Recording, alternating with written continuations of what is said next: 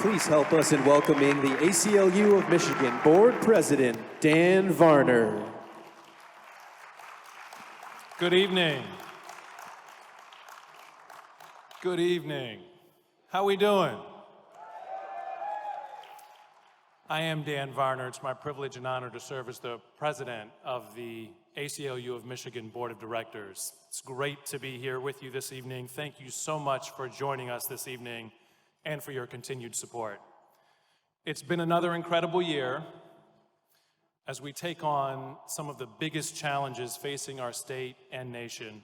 But thanks to the commitment of everyone in this room and supporters around the state, together, we're making strides to ensure that the civil rights and the civil liberties of all are protected.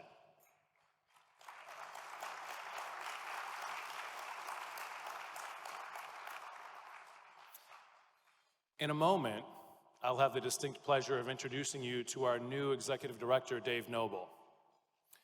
But before that, I'd like to take a moment to acknowledge a few friends in the room. Behind every great organization, as you know, is a group of volunteers who pour their heart and soul into serving on the board of directors.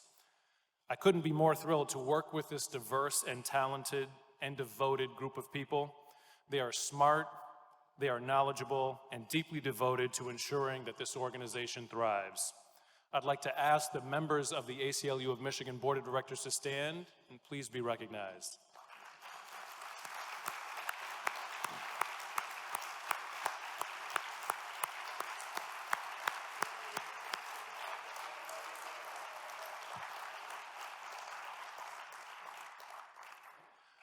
I also want to thank the many public servants in the room tonight who are committed to our mission and help carry it out in city halls, halls of justice, our state capitol and Congress.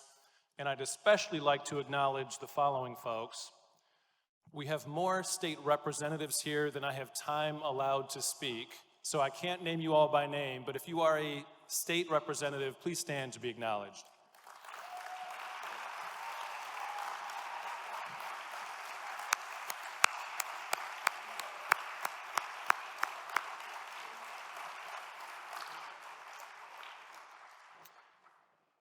We also have a couple of state senators here, I believe, Senator Jeremy Moss and Senator Stephanie Chang. If you are here, please stand to be acknowledged.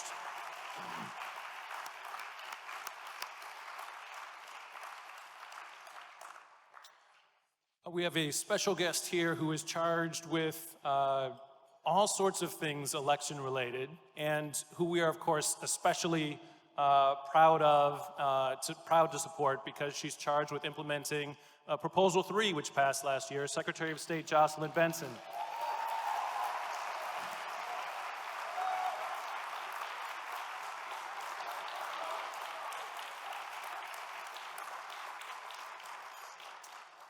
And two Congresswomen are here tonight, the esteemed Congresswoman Debbie Dingell,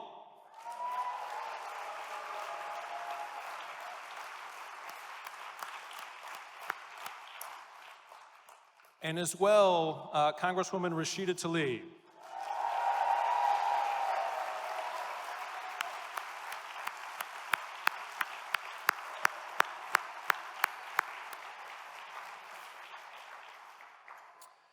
These are extraordinary times, and the board knew that we needed to hire an extraordinary leader to guide the work of this incredibly talented and hardworking staff.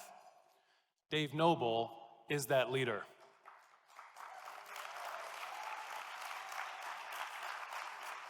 For more than 2 decades, Dave has been on the front lines fighting for people's rights.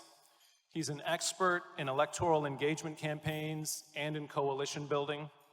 He has led progressive organizations in every capacity, from leadership development to political and legislative strategy to fundraising and communications. Please join me in welcoming Executive Director of the ACLU of Michigan, Dave Noble.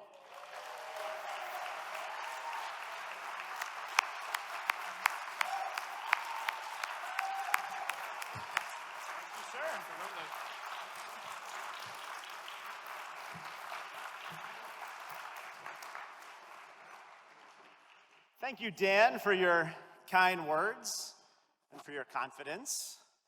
I am honored, humbled, and really excited to be the new executive director of the ACLU of Michigan. The best part of my job, getting to work with some of the most talented, hardworking, and committed colleagues I have ever worked with in my career. You know many of them already, as they've been changing Michigan for the better for years, but I would still like to ask all of them, all the staff of the ACLU of Michigan, to please stand so everyone here can thank you for what you've done and what you'll continue to be doing.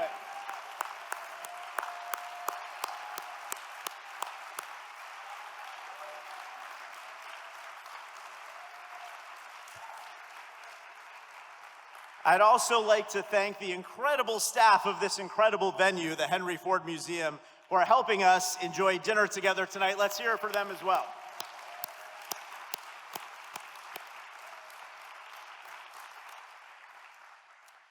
"19 years ago next month, I was on a plane from Jacksonville, Florida to Washington, D.C.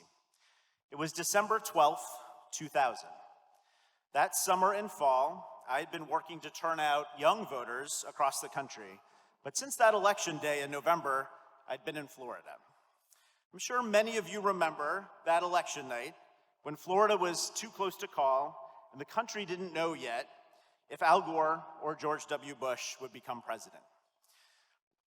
Day or two after Election Day, I was immediately sent to Florida, first to Panama City to monitor the count of military ballots received after Election Day, and later to Tallahassee, where I was trained to spot those now famous hanging chads as an observer in the recount. But all that abruptly ended the morning of December 12th, when the Supreme Court ruled in a partisan 5-4 decision to stop that recount. There was nothing more to observe and nothing more to do. On that plane back from DC, I remember looking around and counting the rows of passengers.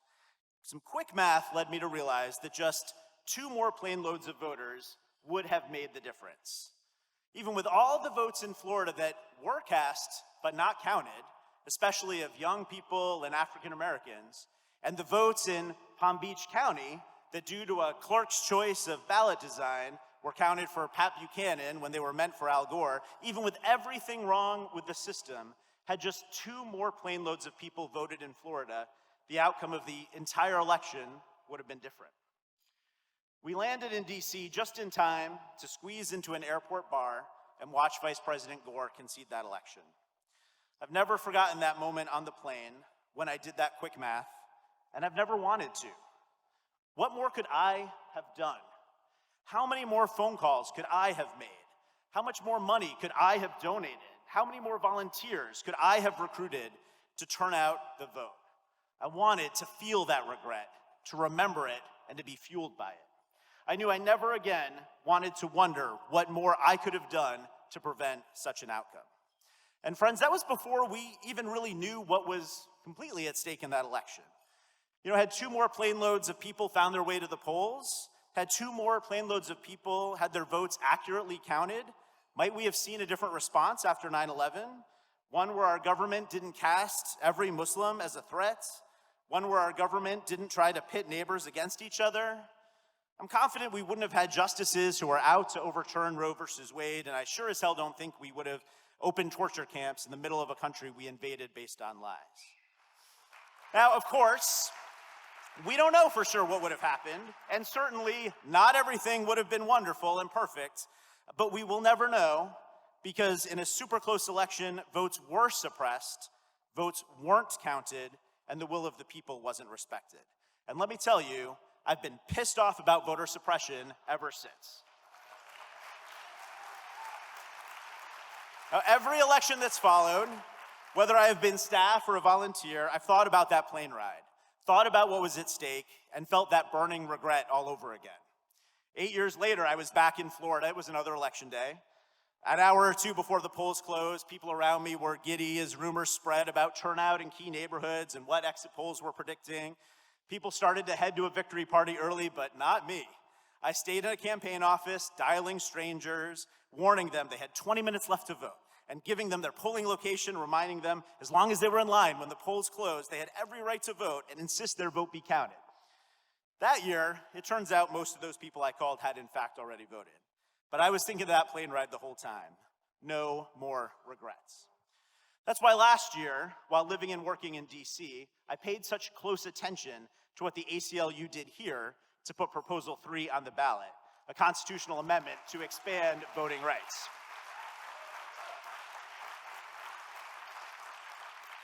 The ACLU took matters into its own hands, and with your help, made one of the worst voting systems in the country one of the best. Now, you no longer need an excuse to vote absentee. You establish same-day registration, and you now automatically register people to vote. Estimates are that up to 400,000 more people in Michigan will be able to vote thanks to Proposal 3. It's huge. And the New York Times predicts the changes you made could result in 100,000 new young voters alone voting here in Michigan. You did that. You were ready to do whatever it took to make sure every vote counted. You weren't sitting back and waiting or hoping for things to change in Washington. You were doing something about it, and you were showing the rest of the country how it's done. You decided you would have no regrets going forward. And boy, when I saw what you, the ACLU of Michigan, the volunteers and partners accomplished, I knew I wanted to be part of this team.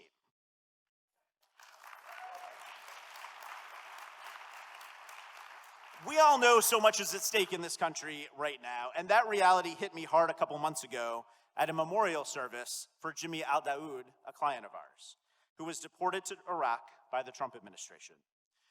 Jimmy had never lived in Iraq, never even stepped foot there before. In fact, he was born in a refugee camp in Greece when his family fled the brutal regime of Saddam Hussein, and he grew up in Hazel Park. Without warning, Jimmy was arrested and put on a plane to Iraq. His family didn't know where he was until he was able to call from an Iraqi airport halfway around the world. Weeks later, after fending for himself in a country where he didn't speak the language, didn't have his insulin, didn't have anything, Jimmy died. Jimmy is just one of hundreds of Iraqi nationals living in this country who the administration is trying to deport.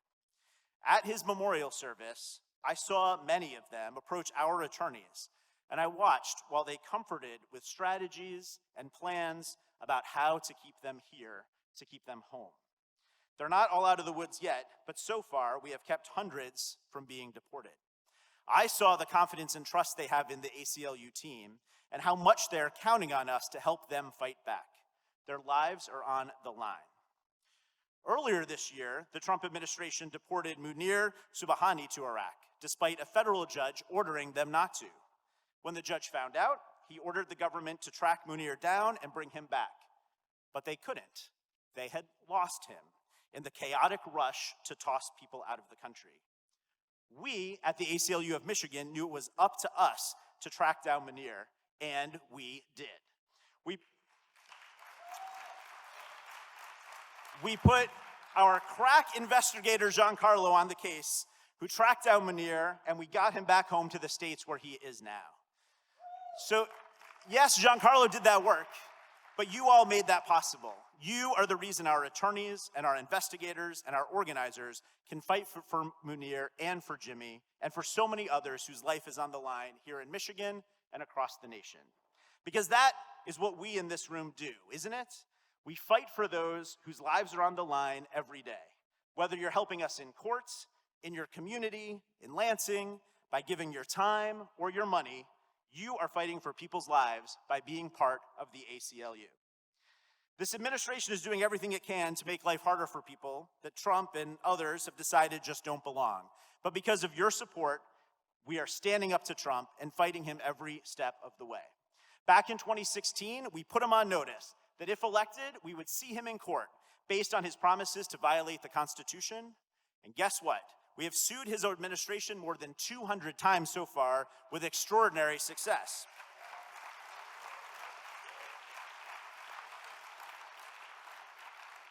Last month, I was at the U.S. Supreme Court with our client, Amy Stevens, who is here tonight. Amy was fired from a job she loved as a funeral director because she is transgender. Despite several court rulings that discrimination against transgender people is in fact illegal, the Trump administration argued that it should be legal to fire Amy and other transgender people and even gay people like me. But because of your support, the ACLU stood up for Amy, first here in Michigan and then all the way to the Supreme Court. And Amy, who so courageously decided to live her authentic life at work, has no regrets. No matter what the court decides, her case and her courage has changed this nation. Win or lose at the court, we will move forward to get protections for LGBTQ people here in Michigan. Families seeking asylum at the border, often because of conflict in their home countries caused or exacerbated by our own government's policies, are being ripped apart.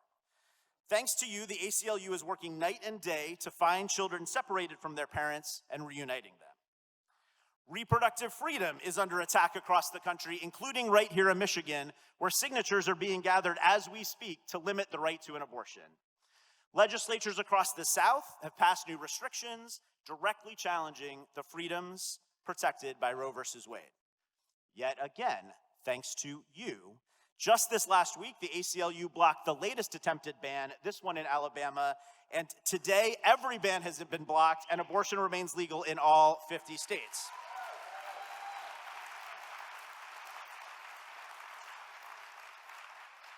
Now, of course, not every problem in this country is new or was caused by Trump. Our racist criminal legal system was broken well before the 2016 election, and it will remain broken unless we take the steps to fix it. That's right. We too easily throw people away and tear families apart because of the color of their skin and because they are poor. Starmaine Jackson, a Detroit mom of two, knows this firsthand. She was arrested earlier this year for a traffic violation and locked up in Wayne County Jail for a full week because she couldn't pay the $700 bail to go free. If you are too poor to pay, you stay in jail until your case goes to trial. Starmaine lost the new job she was supposed to start that week and was separated from her children. We sued to stop these unconstitutional practices and to change the system. We knew people like Starmaine, people arrested, held on bail they could never afford, and not convicted of anything, made up 54% of people sitting in county jails across this state. 54%. Starmaine joined our lawsuit and is now one of our clients. And the problem isn't just with bail. Our sentencing laws desperately need reform too. Kimiko Ueda, who is here with us tonight, is a single mom living up in Petoskey. She lost everything because of this broken system. Kimiko was charged with filing a false police report, but the prosecutor threw the book at her with 4 different criminal charges, all connected to just one act, turning Kimiko into a habitual offender in the eyes of the court. Despite legal experts saying she should have just faced probation, Kimiko served 6 years behind bars. She lost her home, her savings, her business. Her employees lost their jobs. And she lost precious time with her son, who was just 7 years old when she went to prison. Today, Kimiko is rebuilding her life, her business, and is reunited with her son. She is hell-bent on fixing our broken criminal legal system. Starmaine and Kimiko do not want others to suffer what they endured and are fighting back, joining our movement in this critical moment. We know the problems we're facing here and across the country, so let me tell you briefly what we're going to do about them. What we're going to do about them as members of and partners with the ACLU of Michigan, what you're all going to do. We're working with a bipartisan team of legislators, some of whom are here tonight, to reform those sentencing laws that locked Kimiko up. We expect legislation will move in the next few months, and with your help, will become law in the next year. We will make sure prosecutors, the most powerful players in our criminal legal system, know they're being watched when they perpetuate racist inequities, overcharging the poor and people of color, and we're going to make sure voters across Michigan know we all have the power to elect prosecutors who are not just on a quest to throw people in jail, but who seek truth and smart justice reforms. We've still got Amy Stevens back, and no matter what happens at the Supreme Court, we will be continuing to push Lansing to finally pass non-discrimination practices here in Michigan.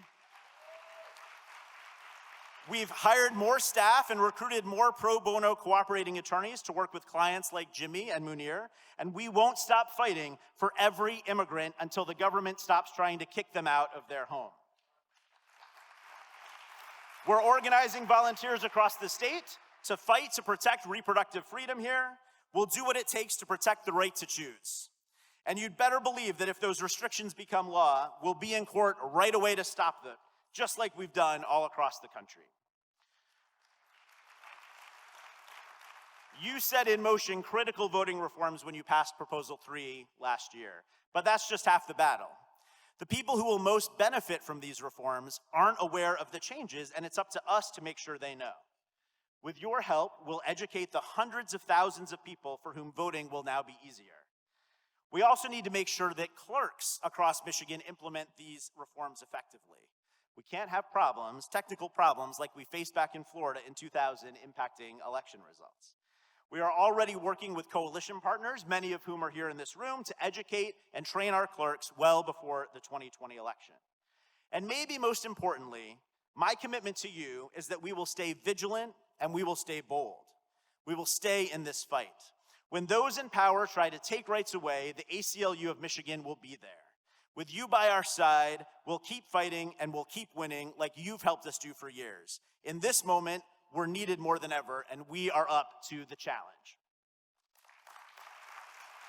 So I'm excited about all that we plan to accomplish, but we can't succeed without you. We need your time and we need your energy too. So on the back of your programs, you'll see a card where you can sign up to volunteer with the ACLU. I moved here because when I look back on this time in our country, I don't want to have any regrets. I want to know that I did all that I could, and I know you want to as well. Please fill out the card. Let us contact you about ways that you can be part of the fight this year. A year from now, when we're together again at this dinner, another election will have happened. A legislative session will be over. The U.S. Supreme Court will have ruled on choice and on equality. Choose right now to be ready for that moment. Choose right now to leave it all on the field. Choose to have no regrets. No matter what happens next year, trust me, we want to come to this dinner knowing we gave our all. I'm ready for what's to come. I know our staff and our board are ready, and I hope you're ready too. Together, we're going to keep changing Michigan and this country, and I can't wait. Thank you very much.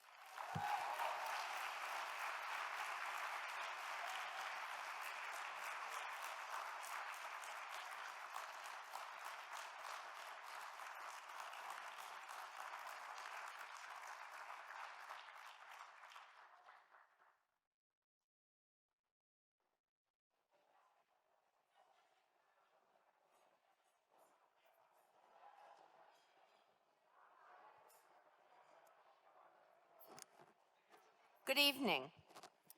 I'm Renee Chillian, founder and executive director of Northland Family Planning Centers. My work as a fierce advocate for protecting a person's right to make decisions about their body, including the right to have an abortion, is driven by my own experience. When I was 15 years old, I had an illegal abortion, and it could have easily killed me. I didn't talk about that experience for almost 20 years out of fear and stigma. I am no longer afraid, nor do I feel stigma. Far from it. My personal experience fuels my passion and my commitment to provide quality abortion care.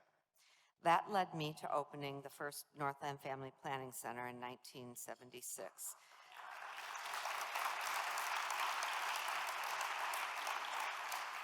Thank you. Thank you. So that people could have safe and legal abortions. I do this work for my daughters and granddaughter, but also your daughters and granddaughters, your wives, your mothers, sisters, friends, and for all people. But I have never done it alone. Along with my husband, 2 daughters, and an amazing team who have worked beside me, I have had the constant support of ACLU of Michigan and of other abortion providers like Vicki Moore, our next honoree. Thanks to the ACLU's commitment to reproductive freedom, abortion care is more accessible in Michigan than many other states. In fact, my clinic and Vicky's clinics may have closed years ago had it not been for the work of the ACLU. In 1988, I was faced with threats to shut down my clinics by Operation Rescue, but the ACLU of Michigan had my back and we remained open.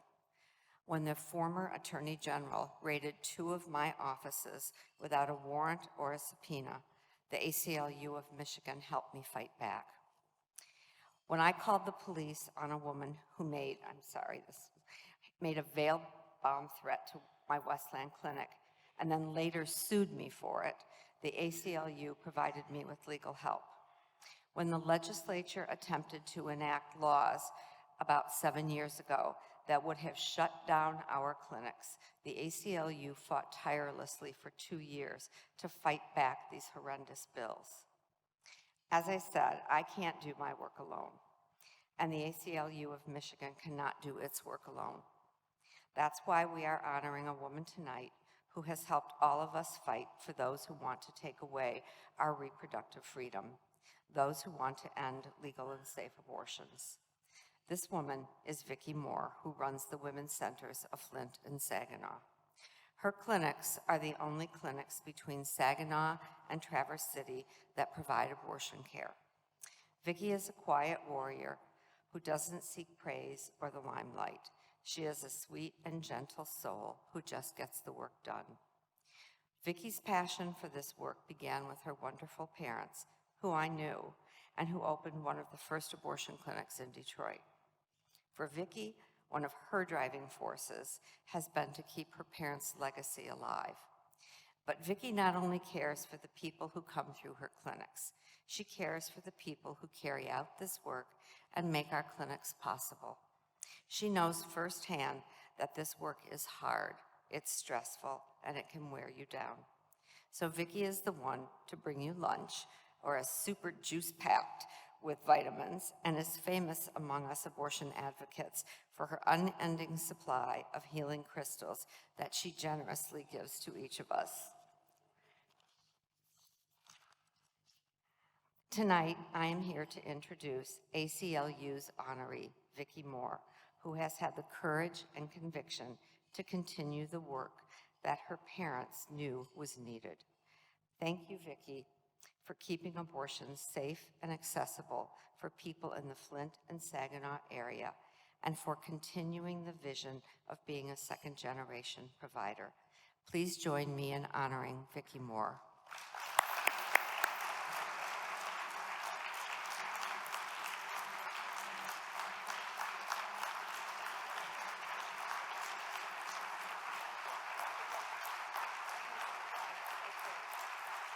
Thank you so much, Renee.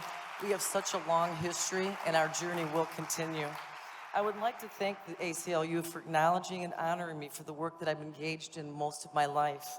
As a second-generation women's health and abortion provider, I know I stand on the shoulders of giants and activists that came before me, including my parents, Robert and Janet Moore. It was 1970. Abortion was illegal, dangerous, and taboo. I witnessed their compassionate interactions with the women who came through our home seeking support and solutions during a most challenging time of their life. Many were escorted by my mother to safe states, including London, England. It was quite an impressive time for me as a young person. When the Supreme Court recognized the right to choose an abortion in 1973, it made it possible for my parents to establish women's centers of Detroit, Flint, Saginaw, and Grand Rapids. While still a teen, I was inspired to work alongside them for women's rights, for human rights, and for the planet's rights. With their untimely passing in the early 2000s, I was then faced with the reality of continuing alone to keep their legacy alive. By 2011, new laws were being introduced, enacted, designed to shutter our doors. With the ACLU's unwavering dedication, incredible legal prowess, and their belief in me, we were able to team up and prevail. So now I stand here continuing the work that I've done for so long for all who need us, including the under-supported communities where we reside. Finally, I'm honored and grateful on behalf of my parents, my colleagues, my incredible support staff, which we couldn't do without, and of course, all of you here. Without your belief in the ACLU's mission to keep abortion safe and legal, we couldn't go on. It really does take a village. Thank you so much.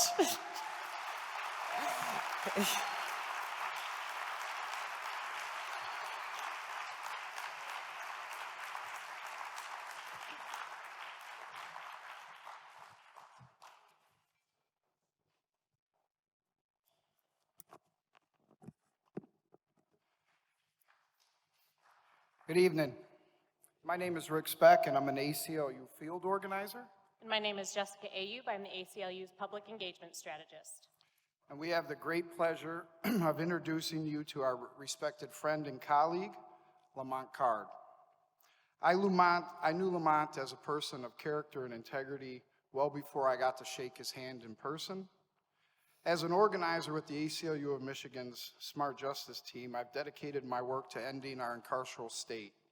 Our goal is cutting the state's prison population in half while eliminating racism from the criminal legal system, including harsh sentences in Michigan, which gets me back to how grateful I am to have connected with Lamont. For nearly 2 decades, my colleagues at the ACLU have been fighting to end Michigan's inhumane sentences. The sentences that send children to serve life in prison without the possibility of parole.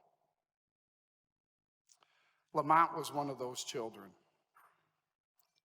In 2016, the hard work paid off, and our friends and our loved ones, our neighbors serving these sentences had the opportunity for a parole. A little over a year ago, when Lamont's attorney approached me and asked me to write a support letter and be there for him as a mentor, I readily and gladly agreed. What I later learned was that Lamont was behind bars for more than 25 years. And when he hand-wrote a letter to the ACLU cooperating attorney, Deb LaBelle, he did so not to ask for help, but to thank Deb and all the other attorneys for the help that they had offered on this case, which ultimately resulted in children just like Lamont getting second chances. Lamont and I built a friendship over his last year in prison. And when I started working with the ACLU of Michigan, I'll never forget when I had the pleasure of meeting Lamont on his first day home, and I got to take him out to eat the day after he was released. And it was then that he repeated to me the words that he had been saying during those phone calls when he was in prison, that he wanted to be a part of the ACLU in any way that he could. 5 days after that, which was 5 days from his release, Lamont began to knock doors for the ACLU, canvassing to turn out the vote for Prop 3, a ballot initiative that was passed in all counties in Michigan.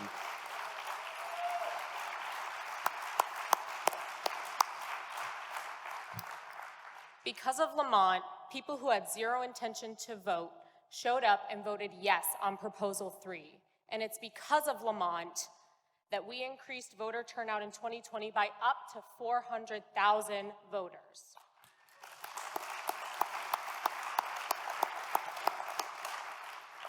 Last year, Lamont missed the voter registration deadline because he was incarcerated. So he took his story and amplified it. He connected with hundreds of registered voters who at their front doors or quickly getting into their cars told him that they were not planning on voting. When Lamont took time with those voters to share his story and explain how Proposal 3 protected their right to vote, those hurried moments became a movement. Lamont's interactions inspired communities to exercise their right to vote. We know our organizing is the most powerful when the people impacted by the issues we are fighting for lead the change. When the people with firsthand experience with injustice are creating an inclusive tomorrow. Lamont is that organizer. Lamont and his team knocked their canvassing goals out of the park, rain or shine. But beyond sheer numbers, Lamont changed hearts and minds. Lamont, what we thank you for most is your passion. You are a leader who educates by listening and putting people at ease. Thank you for your commitment to expanding voting rights and once again making Michigan a leader with a voting system that works for all. Please join me in welcoming Lamont Card to the stage.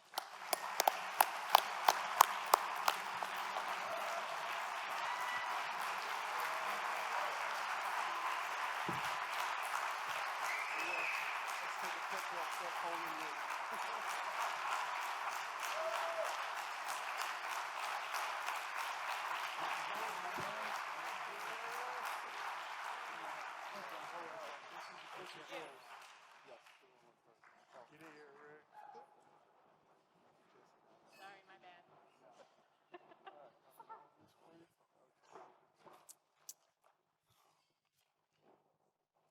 Woo!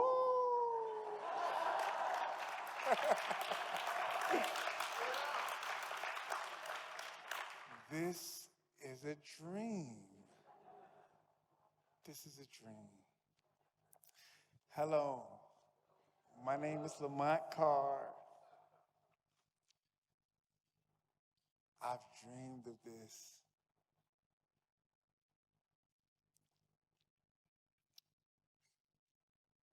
Canvassing, my first introduction to this.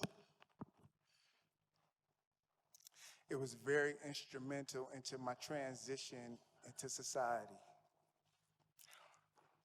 I was incarcerated at the age of 17 years old. I'm 43 years old. Do I look good? Thank you. Thank you, thank you.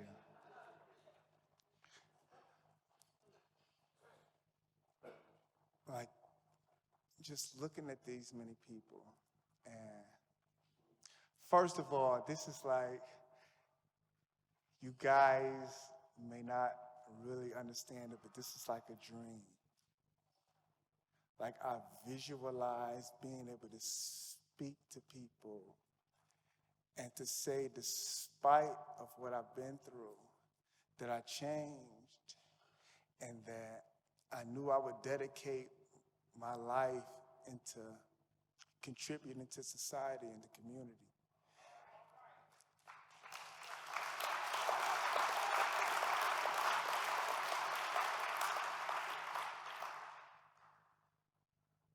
I watched the Grammys before.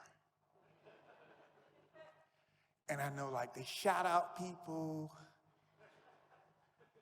And I just want to shout out, like, my best friend, Cleo. She's out here with me. Her daughter, Samaya, she's 10 years old. And I want them to experience this.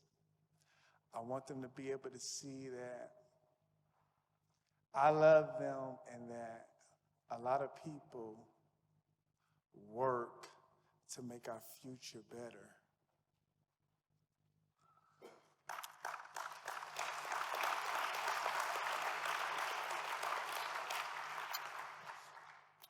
Okay, I was 17 years old. I was sentenced as a juvenile to life without the possibility of parole. That's the equivalent of the death penalty. We're in Michigan, we don't have the death penalty, but that is the equivalent of that. On October 17th, 2018, what's the day? November 1st, after serving 25 years in prison, I was given a second chance and release. I didn't have a job, I didn't have anything. All I had was a desire to make a difference and contribute to the society, to contribute to society. On October 22nd, 5 days after being released, I was offered the opportunity through my mentor, Richard Speck.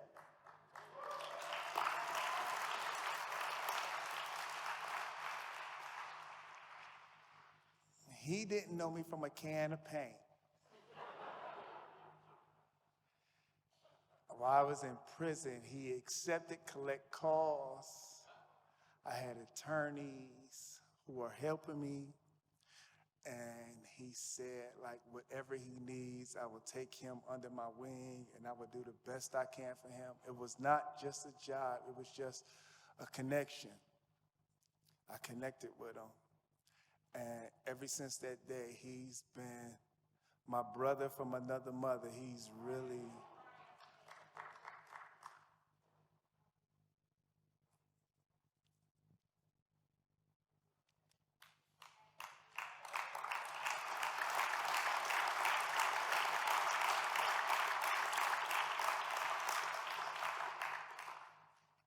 he's helped me.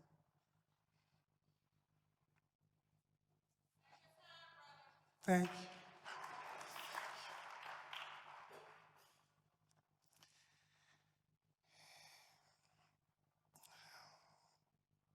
Rick helped me and countless others from the ACLU.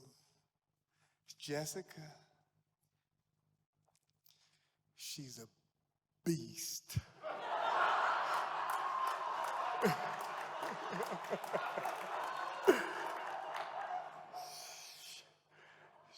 Jessica, she's remarkable. Rena, Shelly, I haven't even seen Shelly tonight. I love Shelly to death. She made me cheesecake. She's like a professional baker. She just, in her pastime, she just bakes for everybody. I love her to death. But I was offered an opportunity through Rick, Jessica, Rena, Shelly, to go and canvas, which was knock on doors. I'm thinking, you want to knock on doors?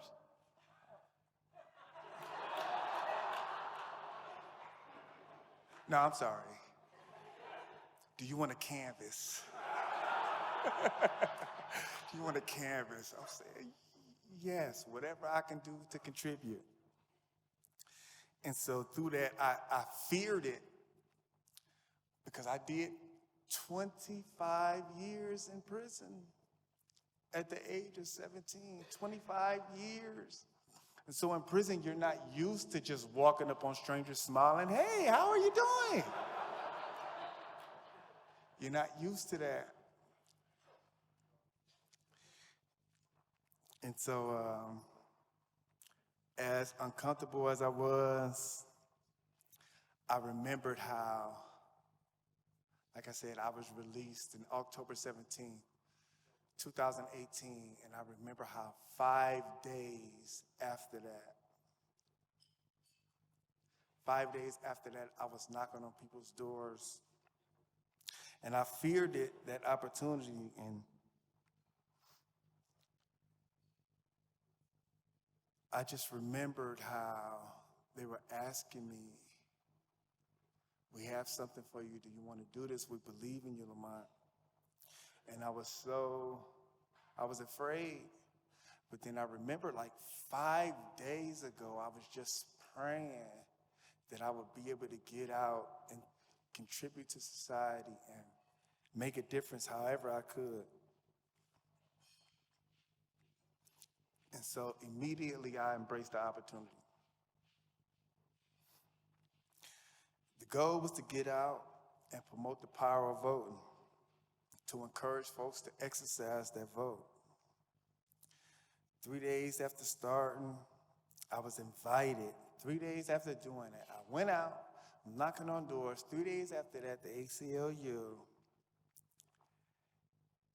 in Detroit, Woodward, they offered me or invited me to come to their office and help volunteers, to help people feel comfortable. And they offered me to help train volunteers as the Detroit Canvas launch leader. My excitement to be free and out of prison rolled over because I was excited. I'm out, 25 years, I was excited. but it rolled over into my excitement to meet, greet, smile, and speak to people after all of those years in prison. And that fear, it transitioned into me believing I would not be able to do it, to really stepping back and saying, Lamont, you did all the reflective work you needed to do. You understand what you want to do. And it overshadowed, that fear, it overshadowed I'm not going to be able to speak, I don't know what the issues are, or it overshadowed that. And my desire to just engage and contribute to society and enhance my life. I mean, all kind of folks from all spectrums, young, old, uninformed,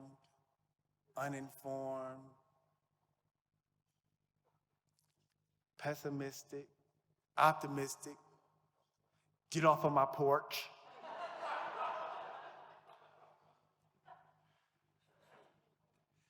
And 5 days after being out of prison, to be given the opportunity to influence and get others to participate in the process of community activism, it was just like a dream. I'm milking this. I want y'all to know I'm milking this right now. This is supposed to be 3 minutes.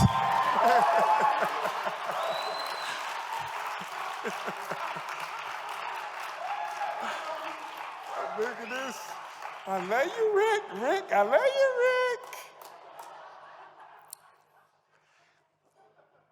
But community activism, like it was nothing. Like I would lay up in that cell, think like, I just want to get back. Whatever I can do, I just want to get back.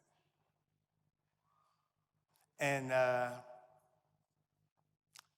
would get up early in the morning. I would catch a bus to other neighborhoods. This is 5 days after being released from prison. In prison for 25 years. You guys, 25 years. You guys know, like 25 years? He don't know technology. He doesn't know anything. And to be 5 days, I didn't even know how to catch a bus. I would have to catch a bus to go to other neighborhoods to knock on their doors and encourage them to vote. And in my mind, it was just like, this is it. Starting from the ground up.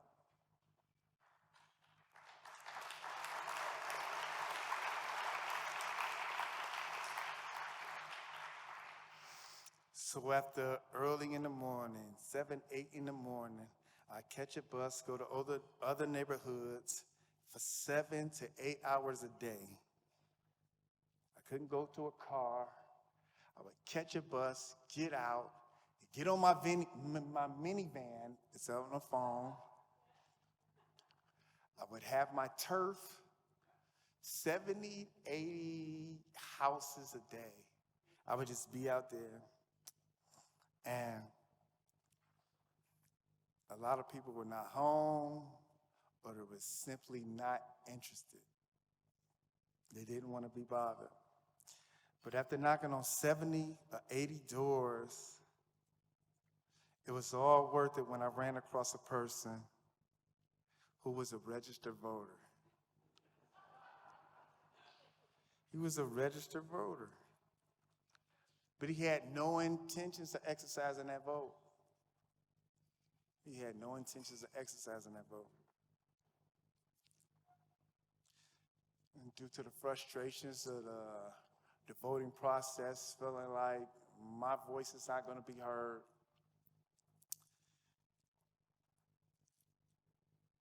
I knocked on his door, said, "What you want?" I said, "I don't want anything. I just want to let you know that I caught a bus. I caught a bus from Detroit, and I've been working for, at that time, it was 5 hours. And I'm just knocking on doors, and I'm trying to encourage people to vote." And he said, "I'm not going to vote." And I said, "Okay, you have that right, but I just want to let you know, 5 days ago, I was in prison." He looked at me like, "What?" I was like, "Yeah, I was in prison. I didn't have the right to exercise that vote, so I just want to encourage people who can to do it." And he looked at me. We had a drawn-out conversation. It was like 20 minutes. And he said, he looked at me. I shared my name, Lamont. He said, "Lamont, you caught a bus over here. You walk down all these blocks." He said, "I know my neighbors."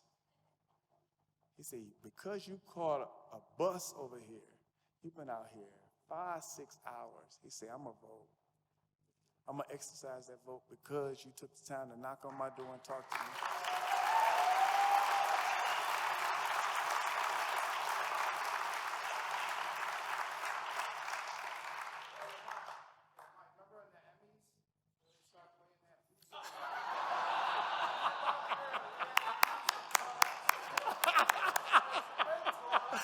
Thank you, Rick.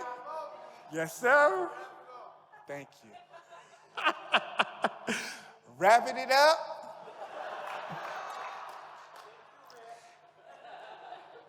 I just want to leave this from the canvassing, the canvas, the ground, from the bottom up.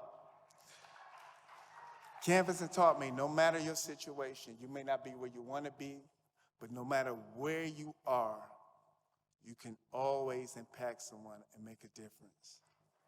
I thank you guys.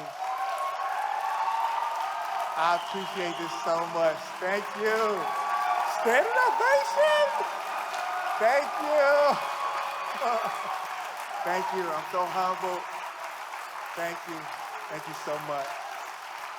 Thank you. Thank you so much.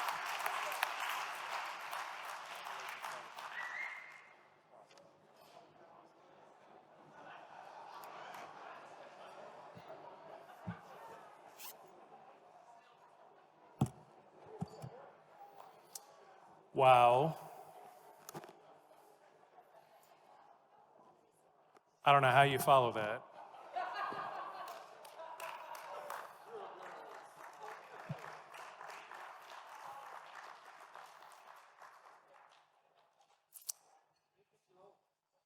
Yeah. In my day job, I have the honor and privilege of leading Goodwill Industries of Greater Detroit. I'm going off script, but I promise I won't take longer than I'm scheduled. And in that capacity, I have the chance to work with returning citizens, right? Folks who've spent time in prison or had contact with the criminal justice system and are coming back to us. Right? I see that story.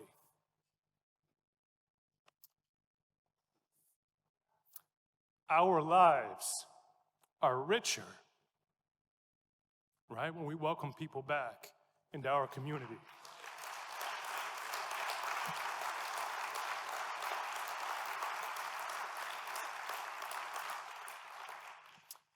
And there are many, many, many more Lamonts who are ready to come home.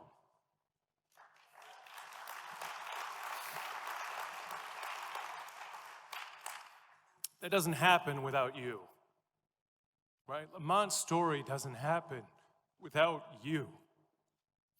Your contributions make that possible. It is only because of your contributions that that happened. And it is only because you continue to make contributions that it will happen again.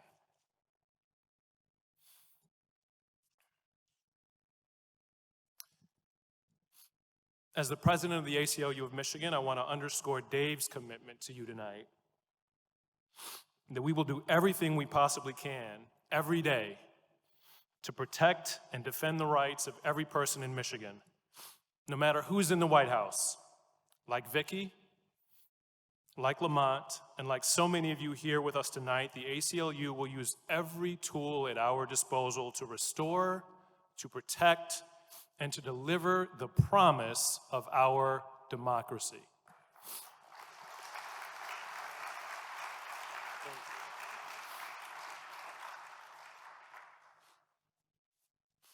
The ACLU of Michigan will leave it on the field, especially in this next year, from litigation to education to advocacy in partnership with our extraordinary national office and our sister 54 affiliates across the country. We will not and cannot stop fighting for equality, for justice, and for freedom for all people on these shores.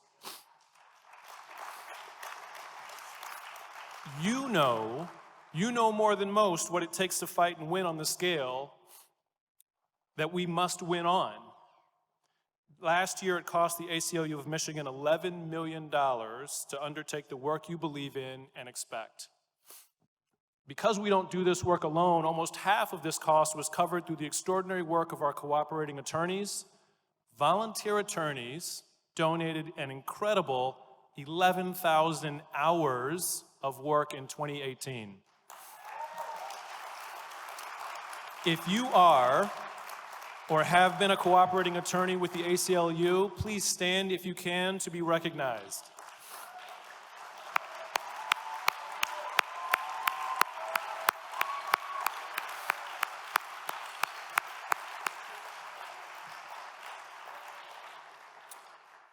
We could not do this work without volunteers, whether in the courtroom, in communities, in front of computers, on the phones, or knocking doors. Thank you to all those who have shared your blood, sweat, and tears with the ACLU this past year. And finally, we cannot do this work without the extraordinary commitment to justice that all of you make manifest through your financial support of this organization. Nothing we do at the ACLU is easy or quick. Justice takes time and persistence. It is water on stone. Justice takes a village, and justice takes deep investment. This year alone, we must add over $1 million to our budget to ensure that we have the staff and the resources to guarantee that same-day registration, no reason absentee voting, automatic voter registration, all provided under Proposal 3, is fully and freely available to every eligible voter in Michigan. If we are successful, and we will be, we will see historic numbers of voters, especially those who have too often been held back by an outdated system or by purposeful voter suppression, cast their ballot next November. Young people, low-income people, returning citizens, people of color, all showing up and making their voices heard, participating in democracy. This work is hard and it is expensive, and the 2020 election is likely the most important in our lives. This election may determine the futures of generations to come. So we won't hold anything back this year. This is our movement, this is our moment, and we need you to stretch with us and have absolutely no regrets. I hope that you will consider what the work of justice means to you in this critical moment. Think about what you felt like when you woke up on November 9th, 2016. Think about how you'll feel if you have to wake up to that again. Think about how you'll feel when you read about children being detained at the border. How you'll feel when you read that yet another politician wants to jail abortion providers and control women's lives. And how you will feel when you hear that states are resurrecting poll taxes to keep people of color from voting. There's no other organization in Michigan like the ACLU of Michigan. We can win this fight, but not without you. So it's now my great honor to engage you in support of this vitally important work. Will you join with me and the ACLU of Michigan Board of Directors in making an impactful donation tonight? No matter what size gift you can make, we as a gathering of passionate supporters of civil rights and civil liberties can make a collective show of resistance to what we find so deeply troubling at this critical moment. Please find the envelope that was placed on your chair and pens on your table and join us with a gift tonight that speaks to your commitment to justice.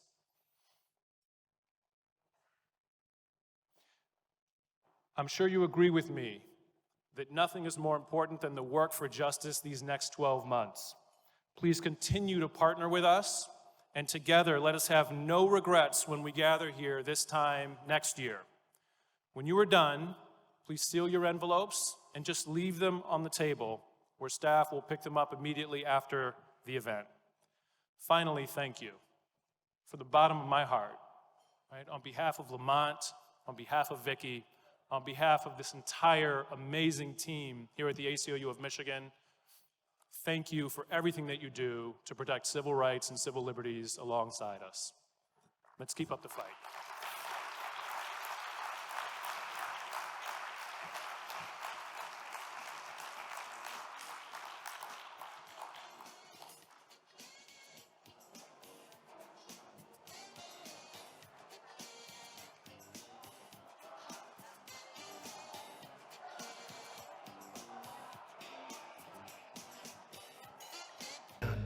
Of Muslims entering the United States. Donald Trump once again moving to bar transgender troops from serving in the U.S. military. A federal appeals court has blocked a 17-year-old immigration detainee's request for an abortion in Texas. The program, known as DACA, is being rescinded. The Supreme Court is considering whether to allow a question about citizenship on the 2020 census. Attorney General William Barr announced today that the federal government will resume enforcing the death penalty. Are you, the Department of Homeland Security, considering a new initiative that would separate children from their parents if they try to enter the United States illegally? Yes, I am considering exactly that. Dear President-elect Trump, if you do not reverse course, you will have to contend with the full firepower of the ACLU at your every step.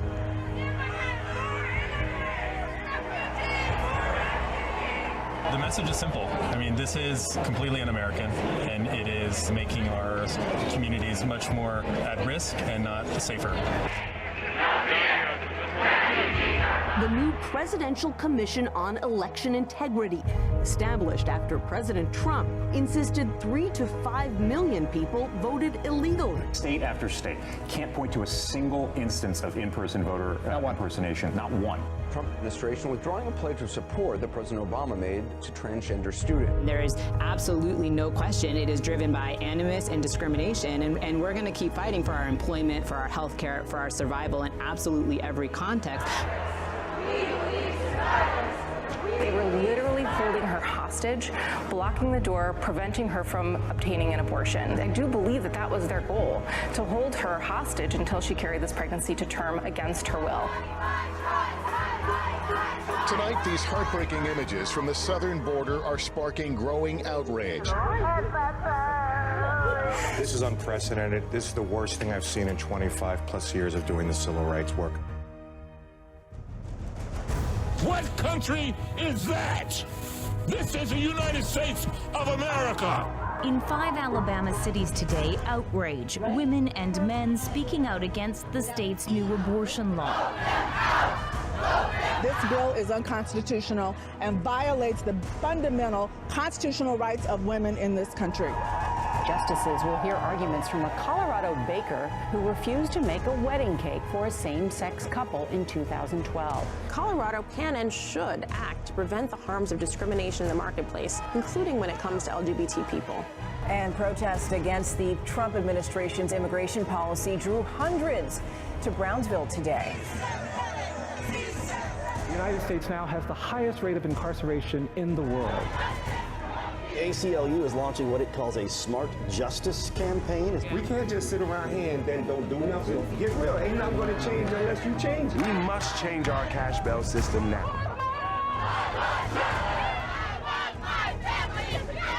Is America going to stand by and watch this silently? Are we going to rise up with anger and frustration and call for demands to change policy?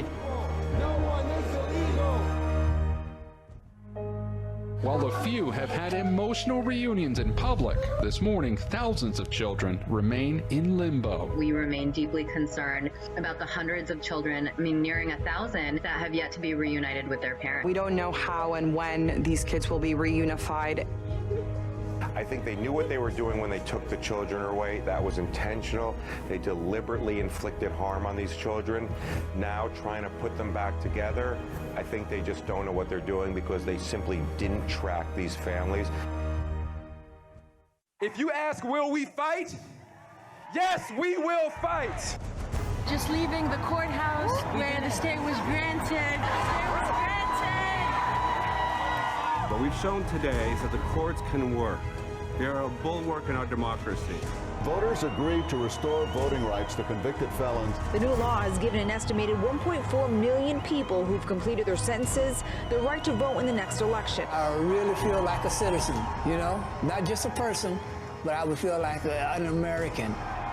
The U.S. Supreme Court is set to consider transgender rights for the first time. Amy Stevens worked at a funeral home. She came out as trans and was fired for it. That's wrong. That's discrimination. In America, we don't fire people for who they are. We employ people based on their skills and qualifications in the workplace. No one can defeat a community so full of life, color, diversity, and most importantly, love. A federal judge has blocked Mississippi's strict new abortion law that bans the procedure after about 6 weeks. The justices in this ruling saying the Census Bureau cannot go forward with putting this citizenship question on the 2020 census. I know that it was a bewildering battle, but congratulations, you won. When President Trump enacts laws or executive orders that are unconstitutional and illegal, the courts are there to defend everyone's rights. The ACLU of stopping deportation that was already in progress. I'm repping the ACLU because they're working hard to reunite families. All you people out there who feel like there's no mirror for you, that your life is not reflected, the ACLU has your back, we have your back. This fight ain't over. We are just getting started. Are you ready to fight for justice? Are you ready to fight for our immigrant brothers and sisters? Are you ready?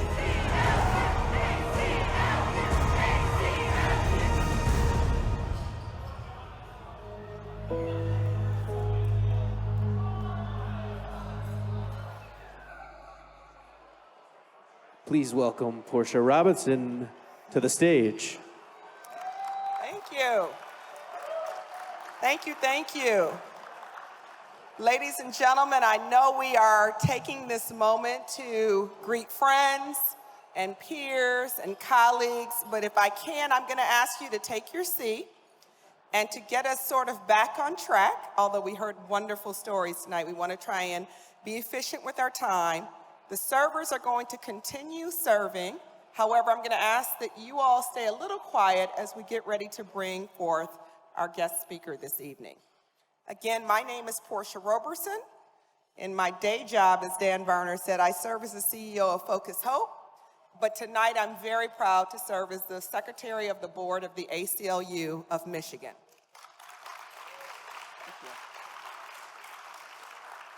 Tonight, we celebrate the power we have when we work together, when we listen to each other, when we lead with coalitions, building bridges to connect the work we all do, to strengthen our call for justice.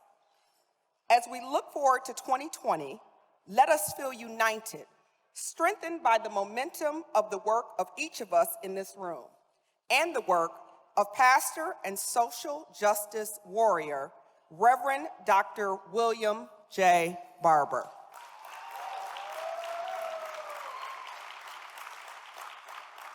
In this divisive time, Reverend Barber brings us together by investing in people. He develops leaders, building a national movement to empower people to take moral action from the ground up. When lawmakers in the Reverend's home state of North Carolina threatened his work to expand the rights of voters, immigrants, and the LGBTQ community, Reverend Barber began Moral Mondays, a moment that became a movement as these rallies grew to tens of thousands of people organizing nonviolent acts of civil disobedience across North Carolina and then spreading throughout the South. This movement was a catalyst for legal challenges that fought voter suppression and racial gerrymandering that went up to the highest court of the land and won.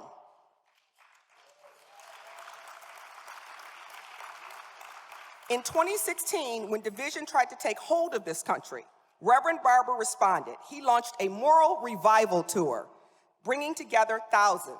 And in 2017, the Reverend revived the 1968 Poor People's Campaign, igniting the legacy of Reverend Dr. Martin Luther King Jr., which continues to empower communities nationwide to build power and challenge any threat to the disenfranchised and to our democracy. Before Reverend Doctor takes the stage, he has a special video presentation. Our backs are against the wall, and we got no choice but to push. You know, before you come down here and cast stones in a glass home, walk a mile in their shoes for me. 1 out of 16 people in Aberdeen are homeless. A lot of people are young. That's something that's...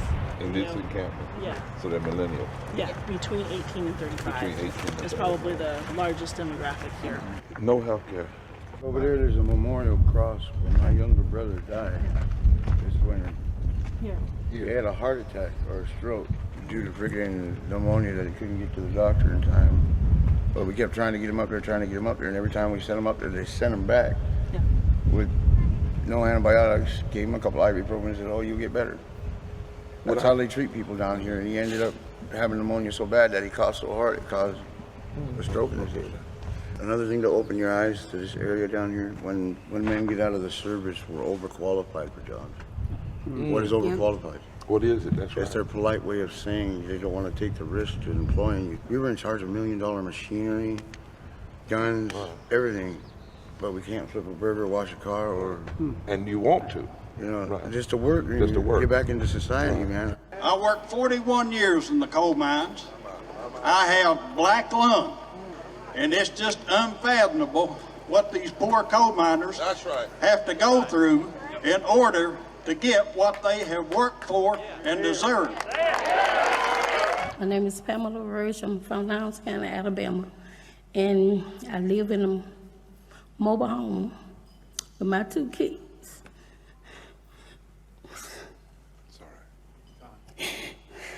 And I got raw sewage. I don't have no money on power. And I have to travel back and forth to Birmingham to take my daughter with the CPAP machine. Don't have a car and don't have no way to take her. There's a new chemical company that's producing another carcinogen.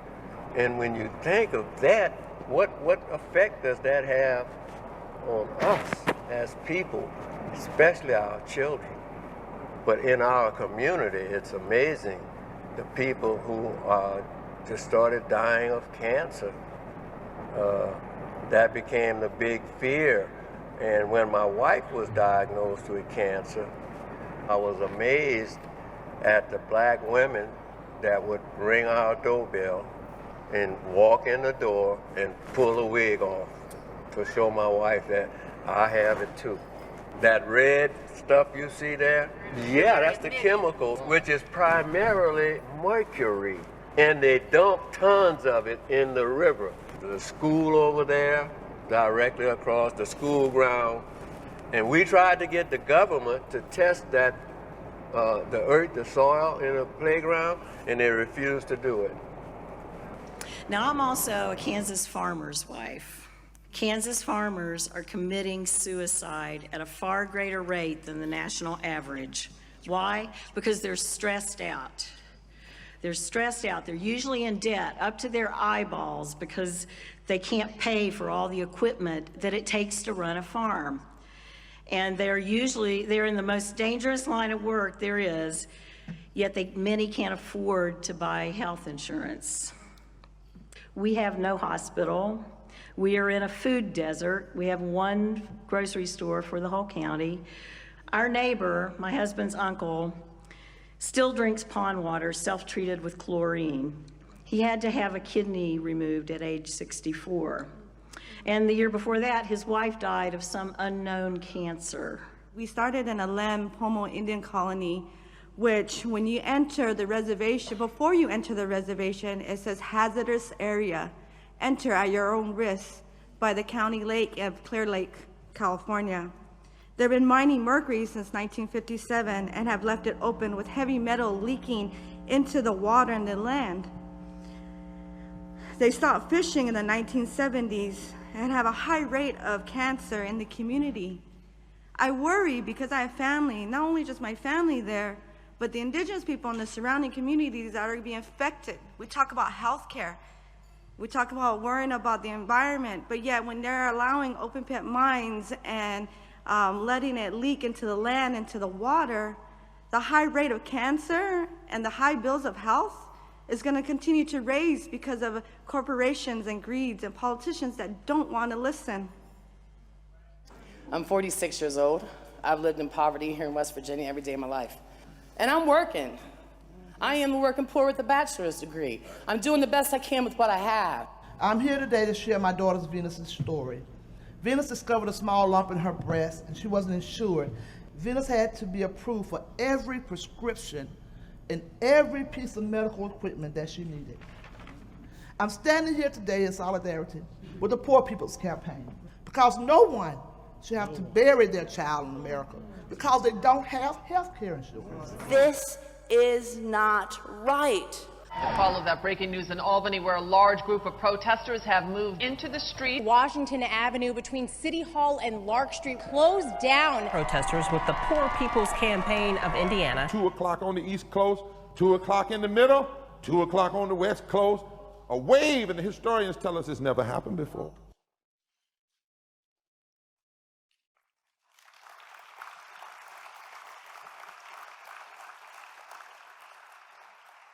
Ladies and gentlemen, on this night, it is my honor to present to you a leader of the grassroots movement, a man of faith who unites us all in our fight for a country that is morally just and a country that gives us hope.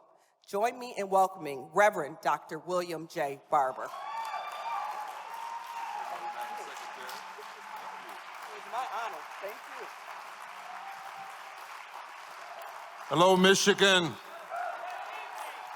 It's good to be here with you.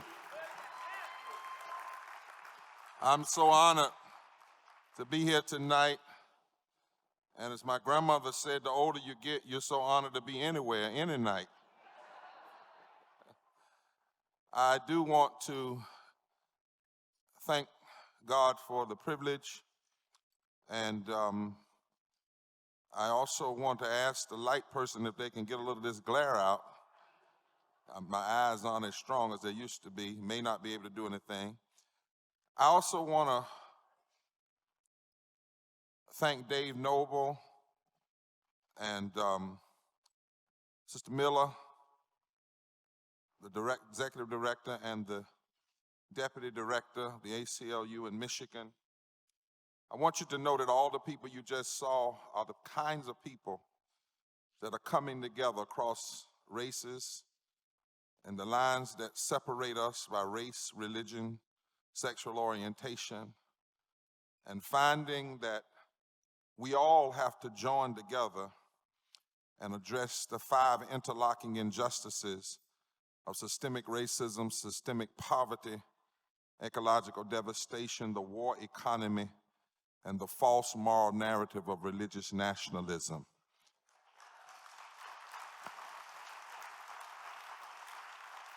There are moments in history that we have to have our silos, but we can't live in our silos.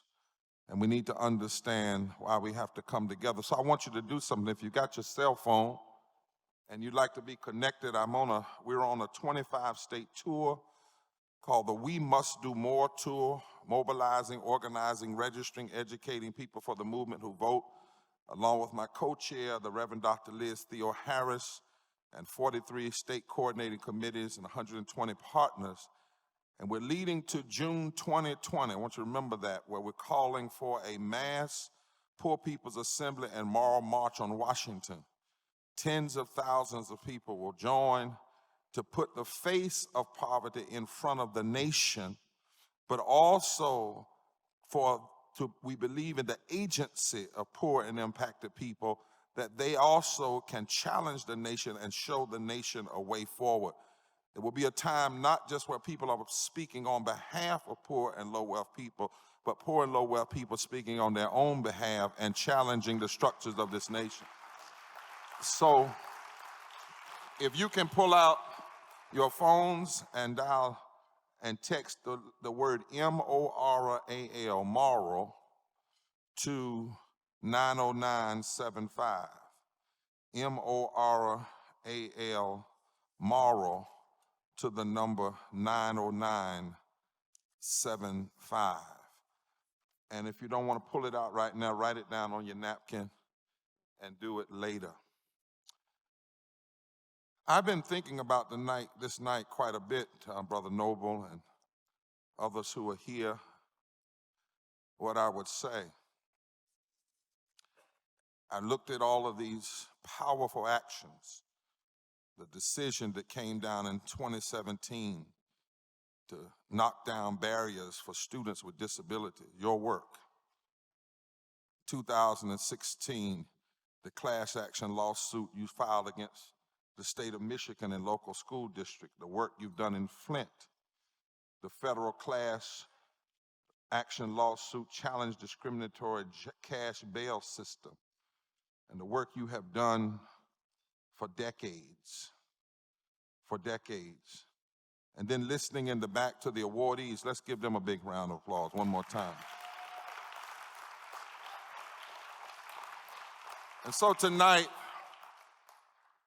I want to suggest that it's always the right time to do the ACLU. You'll understand it in a minute. Look at somebody and said, we need to keep doing. Come on now, y'all. We need to keep doing the ACLU. One of the things that bothers me the most is when I hear people make this statement, two of them actually. One is, we've never seen anything like this before in America. And I wonder what kind of history classes did they take?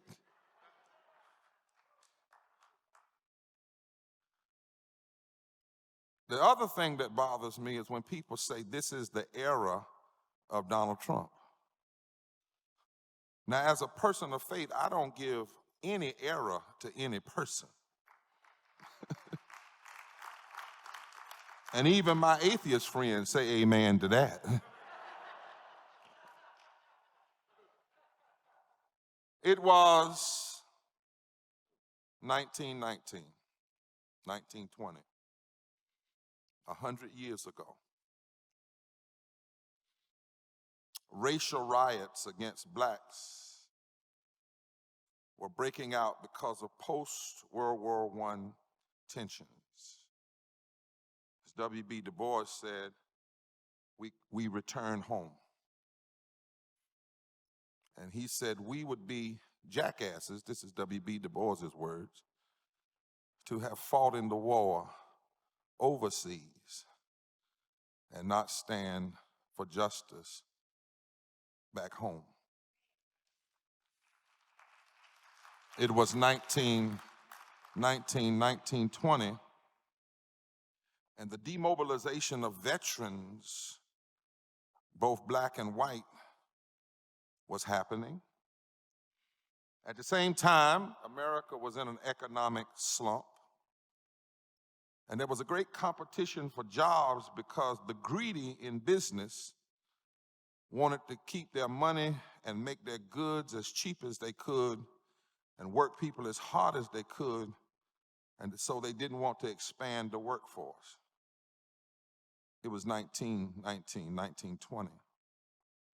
Housing among ethnic European Americans and African Americans was a point of division. It was a time of labor unrest in which some industrialists used black people as strike breakers to increase the resentment among black and white people, working people, poor people, who literally should have been allies, which is one of the things that A. Philip Randolph would try to teach to the union movement.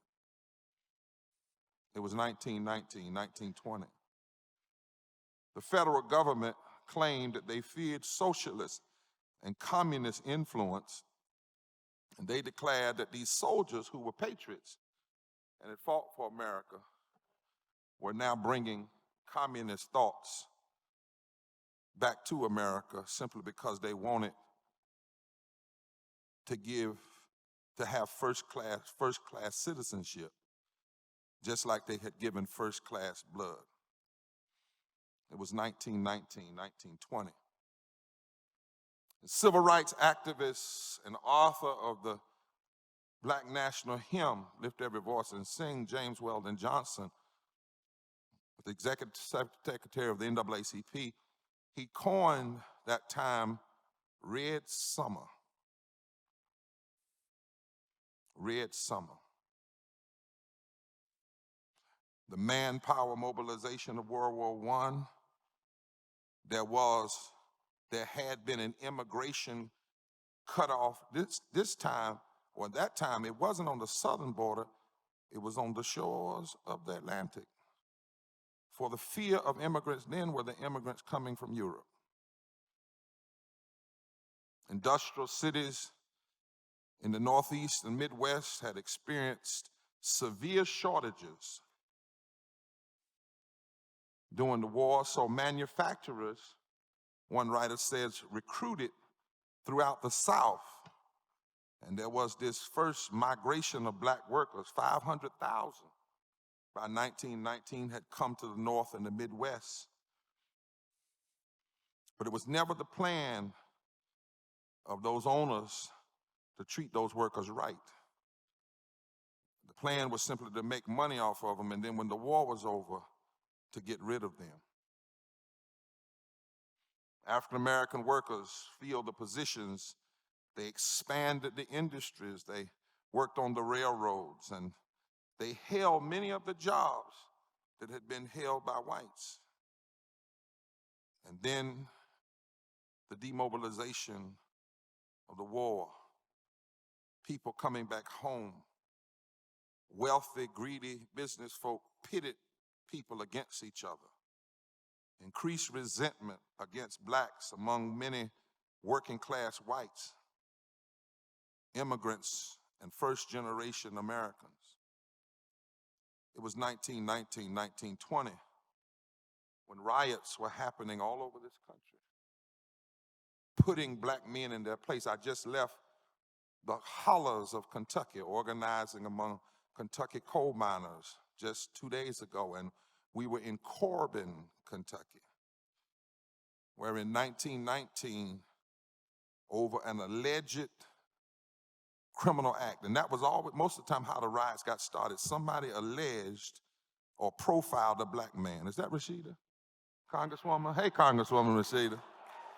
Hey, give her a big hand. That's my Congresswoman, and I'm not even from Michigan. I was in Corbin, Kentucky, where they alleged, they racially profiled a man, said he had done something, and in less than 2 days, they packed up every black man, woman, and child, put them on a rail car, and said, don't ever come back. And racists have used, ever since that day, pitted black folk against poor white folk in those hills and made them think that their problems are because of certain things coming to black and brown people. And we were just there the other day organizing because some folk are waking up. It was 1919. There was the removal of price controls. There was unemployment. There was inflation that was beginning to creep into the American society because of the greed and the monopolization of industry. And then America elected a racist to the White House. I said 1919. Actually, he'd been elected in 1914, but in 1919, he was beginning his second term. He was a racist, he was a narcissist, he had been president of Princeton University, governor of New Jersey. Racism is not just a Southern matter. He was spewing division. He was lifting up revisionist history. And he was glorifying white nationalism in 1919. And this president said, the American Negro returning from abroad would be the greatest medium in conveying Bolshevism to America. In other words, fear the returning American soldier, because they are the conduit for socialism and communism, because that has always, especially in the 20th century, that has always been the curse word, the label you put on anybody that believes in justice.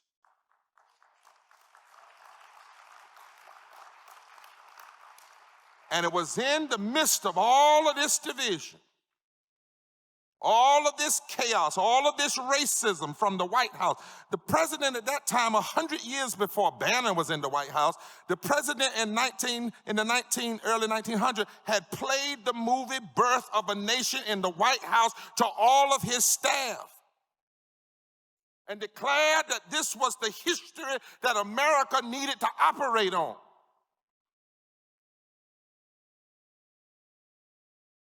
And in the midst of that, somebody decided we need to do the ACLU. The only way we can address this is by doing the ACLU. And the ACLU, for me tonight, means the only way you can address certain moments in history is you have to act, you have to challenge, you have to love, and you have to unite. That's doing the ACLU.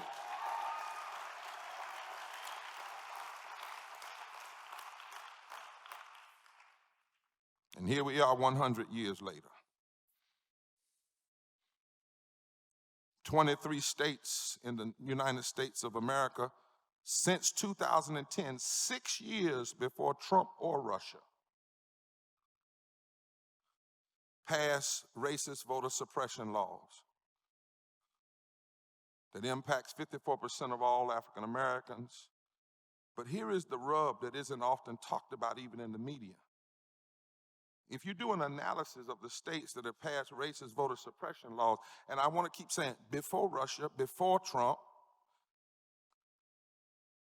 because we need to understand what Neil Painter said, that Trump is not the problem, he's the symptom.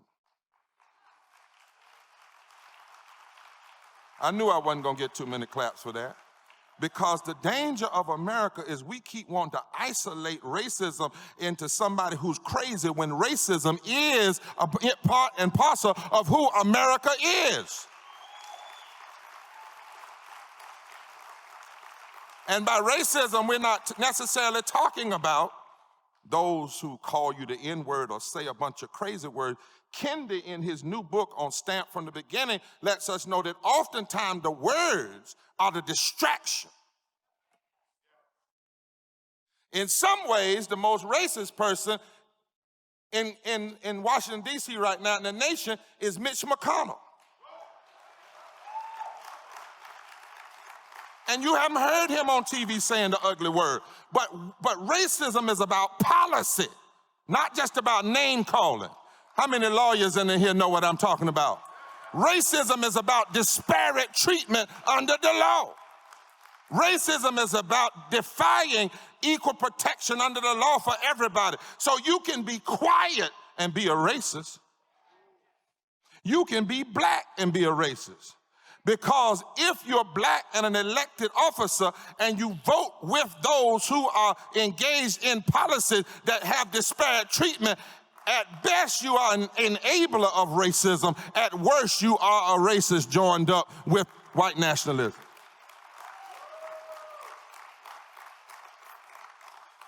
Here we are.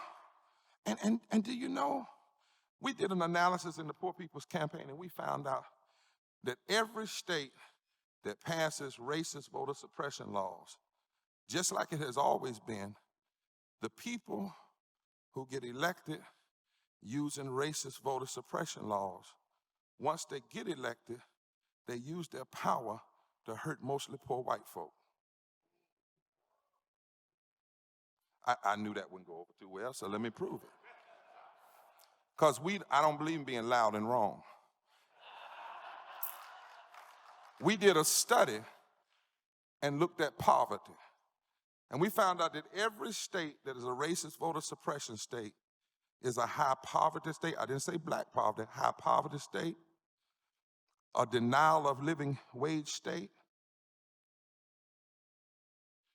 a denial of health care state, an attacked public education state, an attacked LGBTQ people state, an attacked women's rights state. So that all you have to know is that a state has tried to engage in racist voter suppression and is in some way succeeded. There is almost a correlation to the causation. And so if that's true, which we've shown it to be true, our economists and others did a study for us called The Souls of Poor Folk, auditing America 50 years after the original Poor People's Campaign. And we found out that there are not 39 million poor people in America. There are 140 million poor and low-income people in America. And 66 million of them are white. 26 million of them are black. Now here's the rub. That 26 million black represents 61% of black people. That 66 million white only represents about 30% of white people. So in terms of percentage, there are more black people as a part of their race that are poor and low wealth. But in terms of raw numbers, there are more poor whites in raw numbers. And Dr. King said years ago that any time the demographic shift, I'm paraphrasing him now from a speech he did at the end of the Selma to Montgomery March, he said anytime there is the potential for poor whites and poor blacks to form together demographically to build political power, the greedy, racist aristocracy always sows division.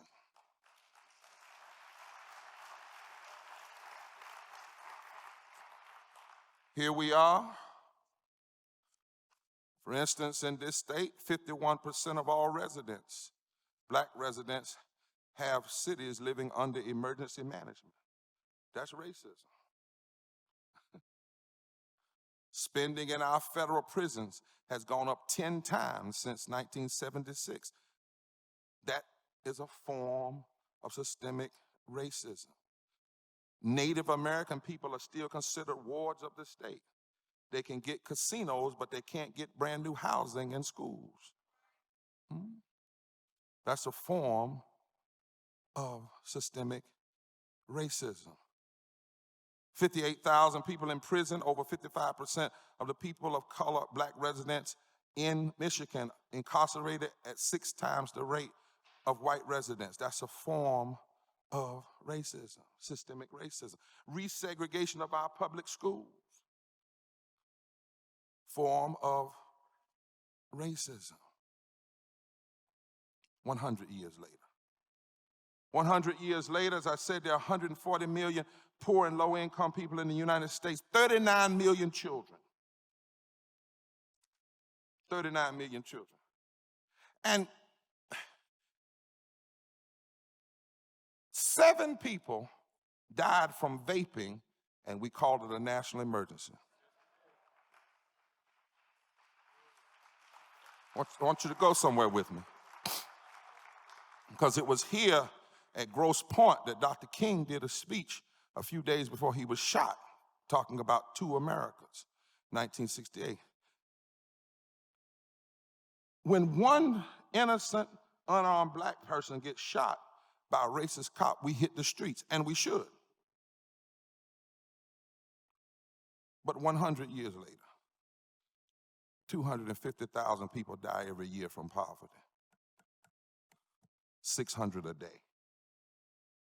And you can hardly get a candidate running for president to even say the word poverty at 3 events, if they ever say it. They say working class. And 43% of the people in this country are poor and low wealth. $300 and $400 away from bankruptcy and deep hurt. Michigan, 41% of the people are poor and low wealth. 4 million residents. This is not a marginal issue. It's not just a black issue. 50% of all the children in Michigan. The majority of the poor people in Michigan are white people, 2.7 million. 36% of all white people, 58% of all people of color, 1.4 million. In Michigan, 100 years later, after you began doing the ACLU, 60 million people in this country work for less than $15 an hour. 2 million people in Michigan's workforce work for less than $15 an hour. 46% of Michigan's workforce. That's why I went somewhere and some preachers got mad with me because I said it's a shame and a disgrace for a preacher to ask members to tithe and then won't get in the street and fight for them to have a living wage. There's something wrong.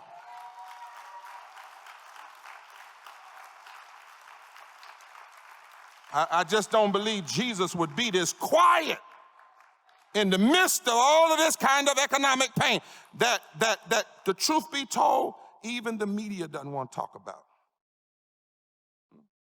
100 years later, 30-some million people that don't have health care, even though every congressperson and senator and governor that works to block people's health care gets free health care themselves, paid for by us. I had one congressman say, no, they don't. They said, I don't get free health care, I pay for it. I said, but with whose money? You pay for it with the money that we pay you. So how in the world can you have something and not want your constituents to have at least what you have? And in Michigan, 600,000 people are still uninsured. 600,000 people. There's not a county in the country, nowhere in this country, where you can afford a 2-bedroom apartment on minimum wage. Not one. In Michigan, you have to work 73 hours a week in Michigan at minimum wage to possibly afford a 2-bedroom apartment. Yes, Flint. And thank God for the work you've done in Flint. Thank God for the continuation of what you're doing in Flint. And we pray, God, that the day will come that people will be held criminally charged for what they've done in Flint. Because you know, if that had happened to an affluent community, they'd already be charged. But let us also not forget that 4 million families get up every morning and can buy unleaded gas and can't buy unleaded water. That across this country, 14 million families can't even afford water. And that in Michigan, 25% of the census tracts are at risk for being unable to afford water. 100 years later. We're not blocking European immigrants, we're blocking immigrants from maybe we ought to correct that lie and stop saying that Mexicans are immigrants. We ought to correct that lie. Let's correct that lie. How are you an immigrant when you're coming to a land that nation stole from you?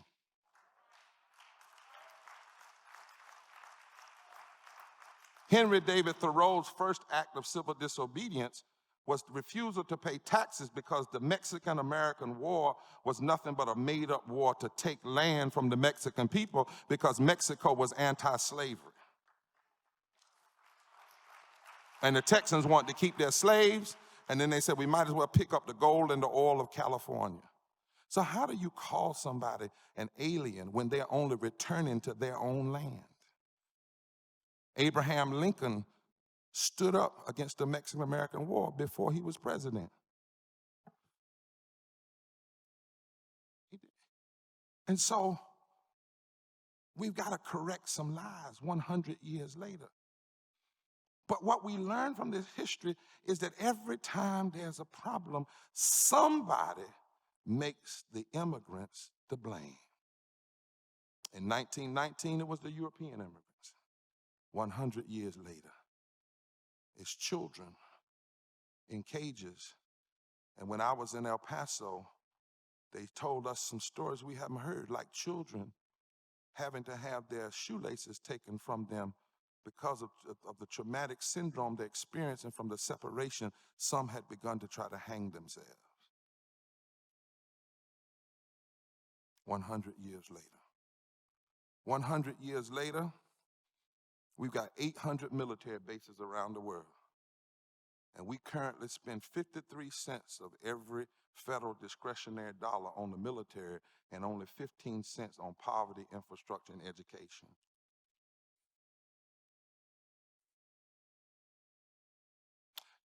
We could cut the military budget by $350 billion, and we would still be spending more on our military than China, Russia, Iran, and North Korea combined.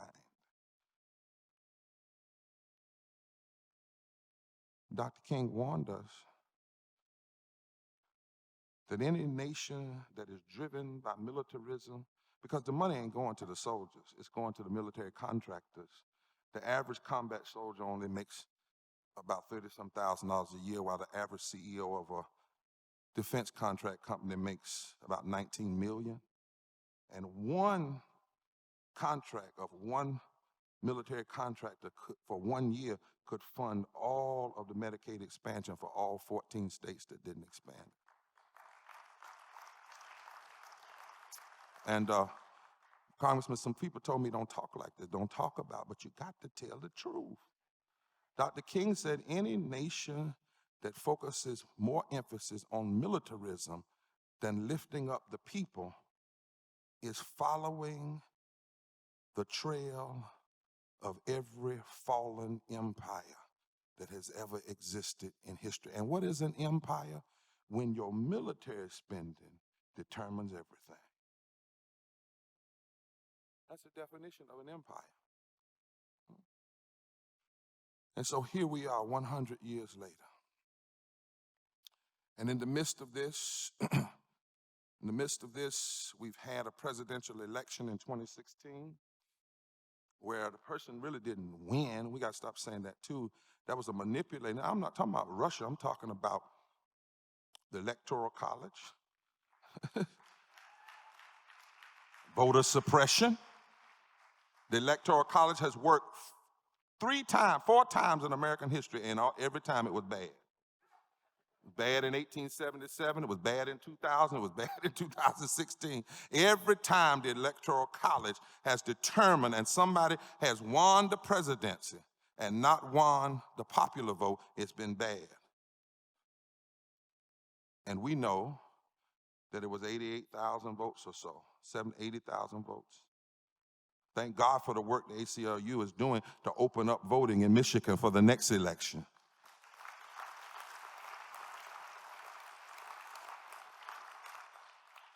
And while I'm nonpartisan right now, hopefully the Democrats will have learned their lesson and stop trying to build a blue wall and just run a whole America campaign and fight for the votes everywhere, west, east, north, and south.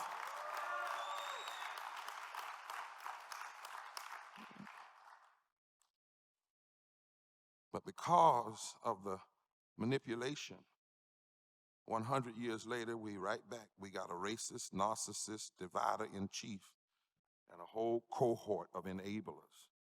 I call them the 3 M's, McConnell, Meadows, and McCarthy.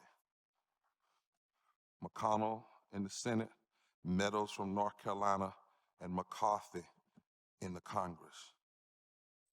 And the other day, they voted to go public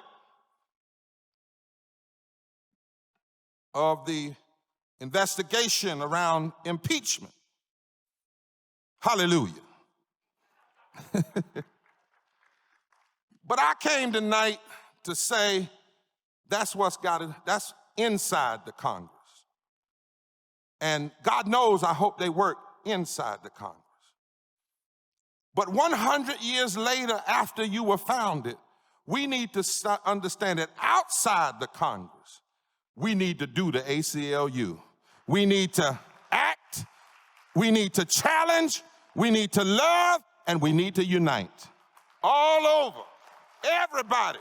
We need to put down our petty differences between organizations and understand that there are forces out here trying to hurt us all, and there's never been a time for us to act and challenge and love and unite and come together.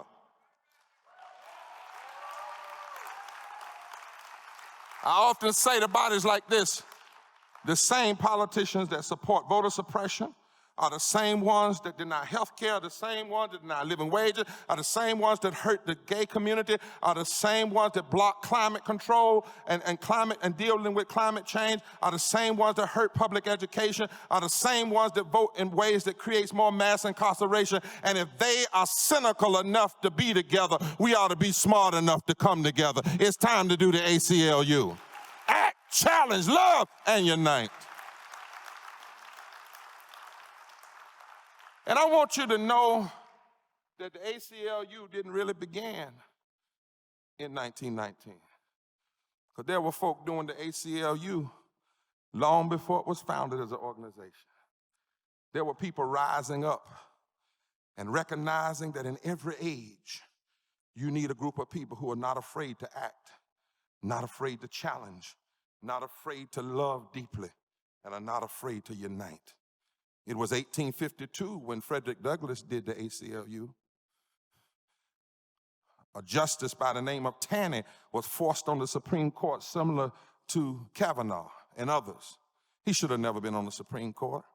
He worked his way to become Chief Justice. He oversaw the Dred Scott decision that said basically a black man has no rights that a white man ever has to pay attention to. And somebody asked Frederick Douglass, what now? What now? What now? What? The Supreme Court has ruled. Frederick Douglass did the ACLU. He didn't just sit down and cry. He said, first of all, you need to understand that yes, there's man's Supreme Court, but then there's another Supreme Court. It's a court of heaven. And then he said, surely you have not forgotten that there was Goliath, but David took him down. You have not forgotten that.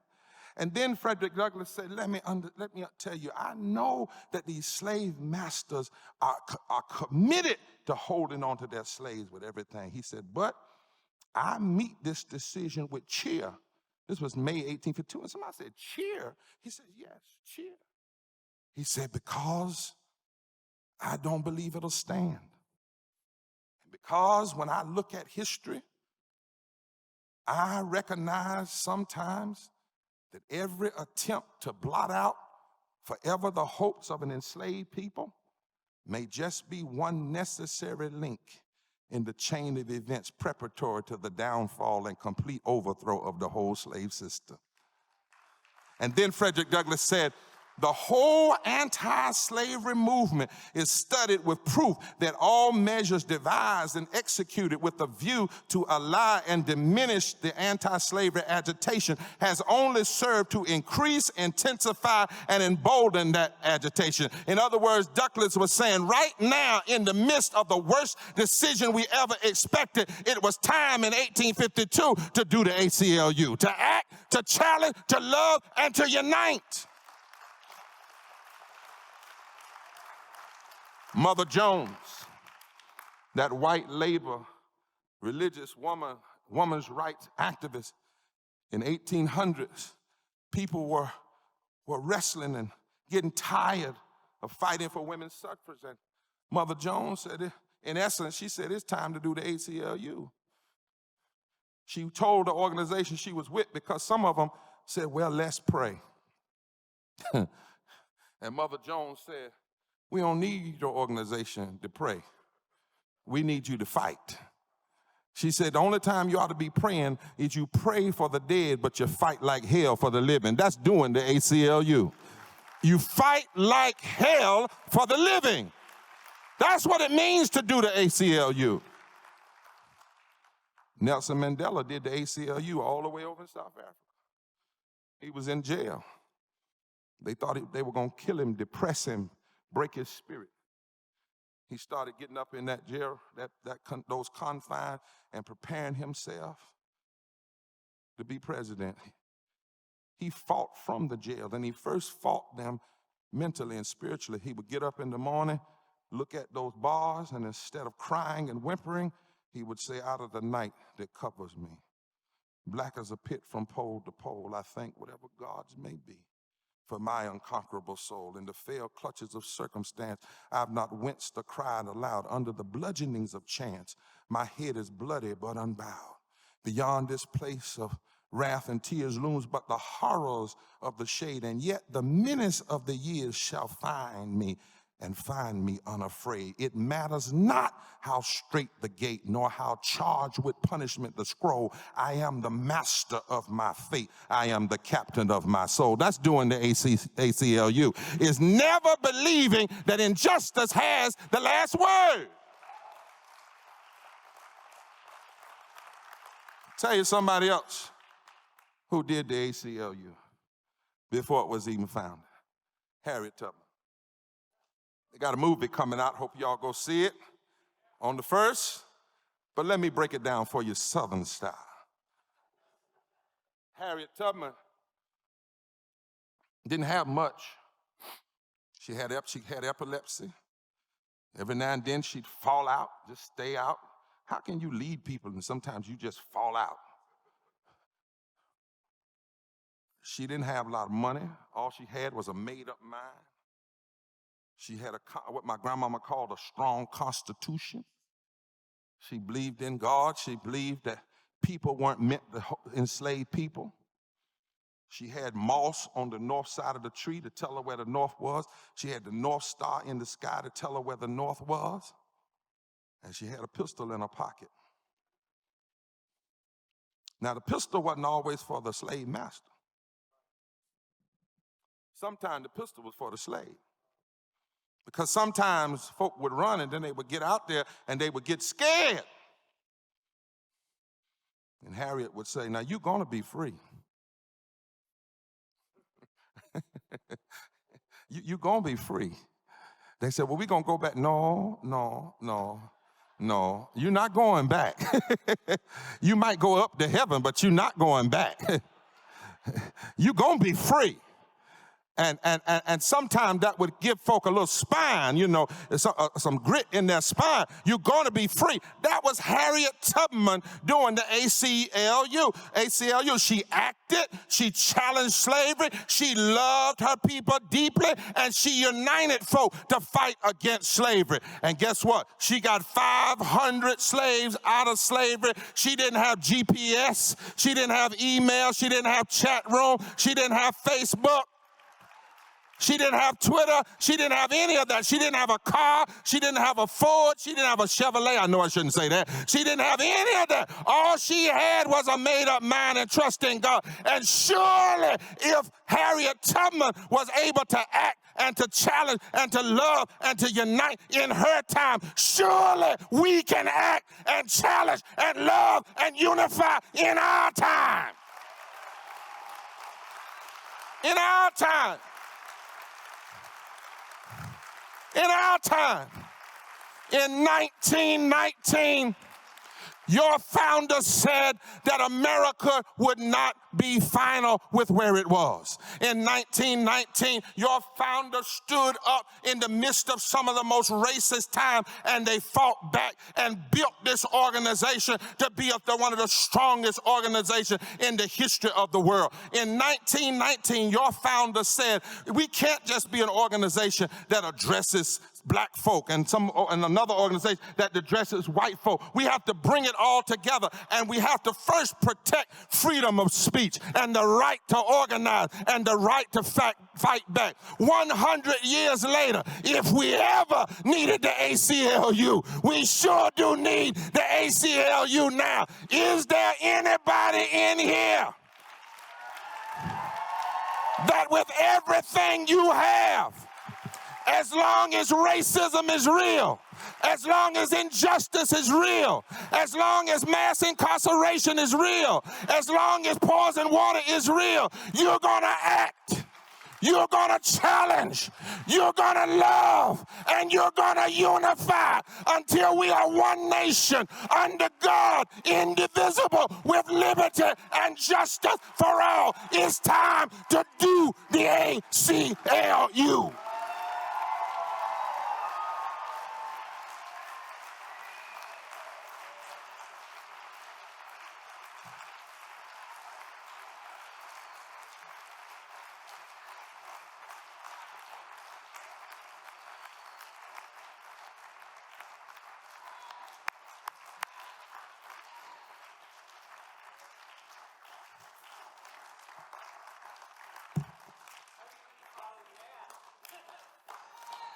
It seems I am fated all evening to follow incredible speakers. I'm not even going to try. Thank you. Please join me in thanking the Reverend Dr. William Barber for joining us.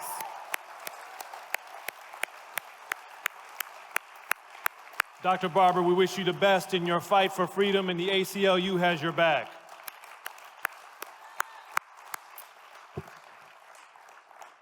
One quick item of business. If you are making a donation, please leave your envelope in the middle of the table.